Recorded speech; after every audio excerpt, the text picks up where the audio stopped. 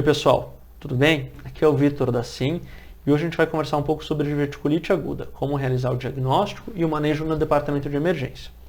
Então, a primeira coisa que eu quero falar sobre esse tema é que cada vez mais os congressos, a literatura de cirurgia, de coloproctologia tem discutido muito o diagnóstico e a abordagem, seja abordagem perioperatória ou abordagem cirúrgica da diverticulite aguda. Então, uma série de coisas que eu vou falar aqui são baseadas no que a gente mais faz no dia a dia, na prática cirúrgica, mas a gente vê que com o tempo vão mudando essas condutas e cada vez que vocês verem esse sinal aqui na tela, significa que é um tema que tem sido um pouco mais debatido, que pode já se tornar desatualizado no futuro breve, mas de maneira geral são discussões que estão mais no escopo do coloproctologista, do cirurgião geral, cirurgião de emergência, do que do médico de emergência ou do médico generalista que está atendendo os pacientes na porta.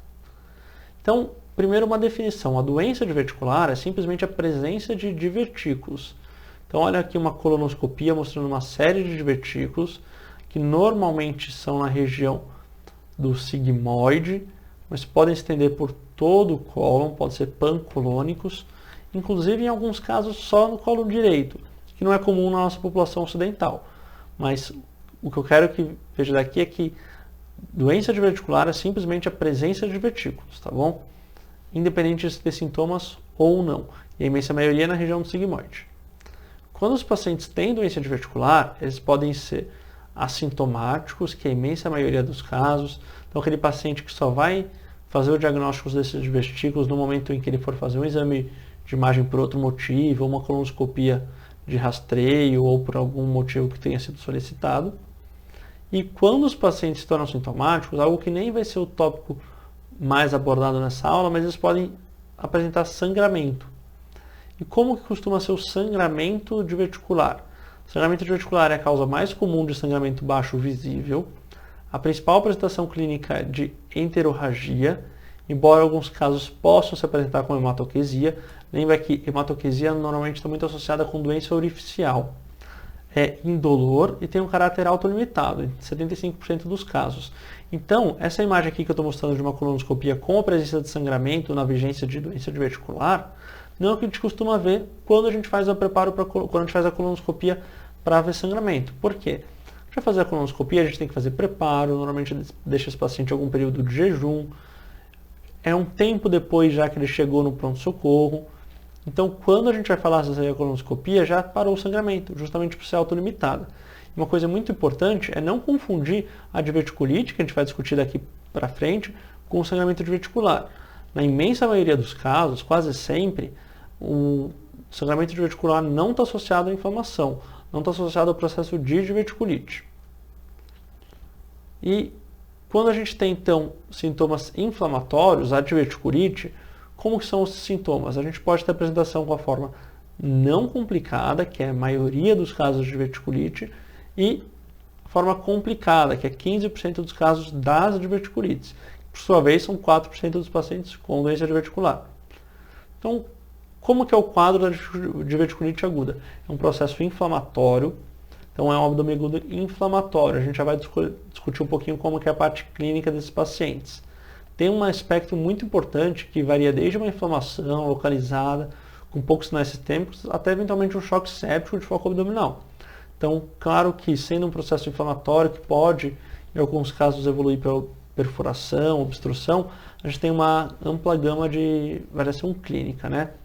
Como que é a fisiopatologia? Durante muito tempo a gente achou que o que acontecia é que ele tinha obstrução daqueles divertículos, obstrução do ósteo diverticular, isso fazia um processo de distensão, estase venosa, isquemia e perfuração. Algo mais ou menos parecido com o que a gente discute com a apendicite hoje em dia, com a fisiopatologia clássica da apendicite, né? Mas estudos anatomopatológicos mais recentes têm mostrado que, na verdade, o que a gente tem são microperfurações. Então, na verdade, quando a gente tem um processo de diverticulite aguda, a gente não fala que é uma diverticulite perfurada, não fala que é um abdômen agudo perfurativo, a gente não pode confundir isso, mas normalmente a gente tem microperfurações que fazem o processo inflamatório local. E a idade média de apresentação clínica desses pacientes é por volta dos 60 anos. Então, como que é o quadro clínico da diverticulite aguda? Uma dor abdominal, normalmente localizada na fossa ilíaca esquerda, porque é a topografia que a gente tem mais divertículos, uma intensidade crescente, então às vezes obedece àquela progressão de horas ou dias do abdômen agudo inflamatório, eventualmente uma dor mal localizada, aquela dor mais difusa, que depois vai se localizando na fossa ilíaca esquerda, conforme vai evoluindo o processo inflamatório local. Ao exame físico, o paciente pode estar apresentando uma dor à palpação da fossa ilíaca esquerda, normalmente tem essa dor, pode eventualmente apresentar uma descompressão brusca positiva e, inclusive, defesa involuntária, já com sinais de peritonite locais, né? Os exames laboratoriais que mais ajudam a gente não são muito específicos, mas é presença de hemograma com leucocitose e um PCR elevado, padrão inflamatório de maneira geral. E aí, se eu consigo fazer o diagnóstico já com exame físico e critério laboratorial, atualmente a gente fala que não, tá? A imensa maioria dos guidelines acaba recomendando que seja realizada uma tomografia de abdômen pélvico com contraste endovenoso. E aí já entram dois pontos polêmicos. O primeiro ponto polêmico é realmente se eu posso fazer o diagnóstico clínico ou não. Existem alguns protocolos que vão fazer já o diagnóstico clínico, mas na imensa maioria dos casos, como eu já falei, a gente acaba utilizando na prática clínica realmente uma tomografia. E o segundo ponto é como que vai ser o contraste dessa tomografia. Existem estudos que podem mostrar um pouco mais de facilidade da visualização do processo inflamatório com a administração de contraste endovenoso e via oral. Mas não é o que a gente acaba fazendo na nossa prática clínica, embora tenha evidência na literatura de que possa beneficiar. Por que a gente não faz? Como a gente vai ver nas imagens mais para frente, normalmente não é preciso, normalmente só o contraste endovenoso já dá conta de ajudar a gente no diagnóstico. A diverticulite não complicada, então a imensa maioria das diverticulites, normalmente tem um processo inflamatório restrito à região pericólica, que não vai ter macroperfuração, obstrução e fístula. Eu trouxe aqui uma imagem de uma tomografia em que dá para a gente ver espessamento da região da parede do cólon e parede do sigmoide, divertículos aqui na parede, diversos divertículos e sinais de borramento de gordura. Então, o que isso aqui, associado a um quadro clínico típico, faz? O diagnóstico de diverticulite aguda, com uma sensibilidade de 94% e uma especificidade bem alta, apenas com contraste endovenoso. Então a gente tem que, atualmente, a tomografia com contraste endovenoso é o padrão ouro para o diagnóstico de diverticulite aguda. Existem estudos com ultrassonografia, mas normalmente são ultrassonografias de alta resolução, que não estão sempre disponíveis no pronto-socorro. A gente tem que lembrar também que a ultrassonografia é muito operador dependente. Como que eu trato a diverticulite não complicada? De maneira geral, para resumir, seria antibiótico terapia, mantendo por 7 a 10 dias. Qual antibiótico eu vou colocar? Normalmente, ciprofloxacino e metronidazol. Existe uma opção também de Bactrim e metronidazol. E aí entra um ponto polêmico já.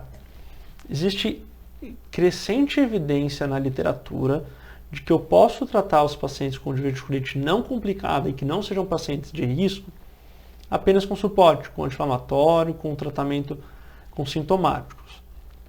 Cada vez ganha mais espaço essa conduta, já existe uma evidência bem consistente, inclusive alguns novos guidelines, como o guideline mais recente da Sociedade Mundial de Cirurgia de Emergência, que já indica para a gente não fazer antibiótico terapia nesses pacientes, mas não o que a gente vê na prática clínica. Pode ser que com o tempo isso acabe mudando um pouco e a gente tenha uma tendência a fazer apenas suporte sintomático. Quais são os critérios para internação hospitalar? Então, ou o paciente que já tem uma repercussão sistêmica muito importante, paciente com sepse, paciente febril, que já tem uma leucocitose significativa, ou então aquele paciente que vai ter o risco de, caso ele passe a evoluir com uma piora clínica, seja paciente de risco para maiores complicações. Então, paciente imunossuprimido, paciente com comorbidades importantes, eventualmente pacientes mais idosos. Então, vale a pena, normalmente, nesses casos selecionados, eu acabar iniciando a antibiótico terapia com o paciente internado. Precisa fazer um controle radiológico? Não, de maneira geral não precisa. Se o paciente estiver sem melhora clínica, a gente pode fazer uma tomografia de controle 2, 3 dias após, para ver se teve alguma complicação, se teve um desenvolvimento do processo inflamatório. Mas na imensa maioria dos casos, um exame de controle radiológico não é importante, tá? Não vai mudar a conduta no meu paciente. E depois, melhorou o processo inflamatório, ou então é uma diverticulite não complicada, o paciente antibiótico terapia na porta do pronto-socorro, o que eu faço? Preciso encaminhar esse paciente para um segmento ambulatorial, ou com cirurgia geral, cirurgia do aparelho digestivo, um coloproctologista, que vai em caráter ambulatorial pedir uma colonoscopia. A colonoscopia não deve ser realizada em vigência de inflamação, porque ela leva a um risco maior de macroperfuração de complicações locais e, em casos individualizados, discutir indicação cirúrgica. E agora falando sobre a diverticulite complicada. Então o que é isso? É quando eu tenho um processo inflamatório local, mas já tem macroperfuração, obstrução, fístula e com lesões locais organizadas ou à distância. O paciente com diverticulite complicada, não necessariamente ele vai ter complicações sistêmicas, mas está mais associado a ter um risco maior de associação de complicações sistêmicas, né? Como que é o exame físico desse paciente? Então ele já pode apresentar sinais de má perfusão, ou taquicardia, hipotensão, sinais de labilidade ou instabilidade hemodinâmica, mas de maneira geral eles vão ter uma massa, um plastrão palpável e sinais de peritonite difusa ao exame físico. E a classificação de Hinting? A classificação de Hinting já entra aqui como uma das coisas para serem discutidas, porque cada vez mais, nos anos recentes, tem tido propostas de classificações alternativas à de Hinting. Eu vou mostrar a de Hinting aqui, que é a mais clássica. Então a gente divide a diverticulite em Hinting 1 e Hinting 2, que são fases de processos mais localizados, sendo um processo com abscesso pericólico ou confinado ao mesentério. E Hinting 2, quando a gente tem um abscesso que vai para a região pélvica, conforme está mostrado nesse desenho aqui. Como que eu trato o Hinting 1 e o Hinting 2? Então, de maneira geral, caso esse paciente tenha um abscesso que eu tenha janela, que seja possível fazer uma abordagem percutânea, eu vou dar antibiótico terapia. Aí, nesse caso, manter o paciente internado, fazer uma antibiótico terapia pelo menos nos primeiros dias endovenosa e uma drenagem, normalmente percutânea, por radiologia intervencionista, desses abscessos. Então, combino tanto o tratamento minimamente invasivo com a drenagem, quanto antibiótico terapia sistêmica. Caso tenha falha e o paciente apresente complicações, não responda esse tratamento minimamente invasivo, com frequência a gente tem que fazer um tratamento de resgate nesses pacientes. Mas a imensa maioria dos pacientes evolui bem para esse tratamento. E aí, como que é o segmento depois? Mesma coisa, encaminha esse paciente ambulatorialmente, que esses pacientes a gente vai ter que conversar com muita atenção no ambulatório para indicar ou não uma conduta cirúrgica. E o Hinting 3 e Hinting 4. Hinting 3 e Hinting 4, a gente está falando de pacientes que têm um processo inflamatório com perfuração e peritonite difusa. A diferença do Hinting 3 para o Hinting 4 é que no Hinting 3 a gente tem uma peritonite purulenta e no Hinting 4 uma peritonite fecaloide. Aqui eu trouxe um exemplo de diverticulites com maior complicação. Então esse aqui, você fala, ué, o que está acontecendo aqui? Não tem uma coleção muito organizada, realmente. Mas se a gente observar aqui com calma, eu estou vendo paredes espessadas, borramento de gordura e focos de gás fora da alça. Então aqui eu já tive macroperfuração, que já é um processo mais avançado de diverticulite complicada. Ao contrário daquela primeira tomografia que a gente viu, quem quiser voltar no vídeo depois, em que a gente não tem processo de perfuração com gás fora da alça. E às vezes na tomografia a gente vê isso aqui também, ó, pneumo peritônio, tá bom? Não se enganem, essa tomografia que eu estou mostrando é de um paciente que a gente atendeu e que ele não tinha sinais de estabilidade hemodinâmica, o paciente estava bem clinicamente, mas tinha uma diverticulite Hinting 3 aí, porque ele tinha um processo de perfuração e já tinha líquido livre na cavidade abdominal, como a gente foi ver mais para frente no momento da abordagem cirúrgica dele. Então, não necessariamente os pacientes vão estar mal clinicamente. E aqui uma radiografia mostrando pneumoperitônio aqui, aquele sinal clássico na região infradiafragmática, né? O que eu faço com o HINTIN 3 e HINTIN 4? De maneira geral, antibiótico terapia e conduta cirúrgica para esses pacientes. Qual cirurgia? Cirurgia de Hartmann.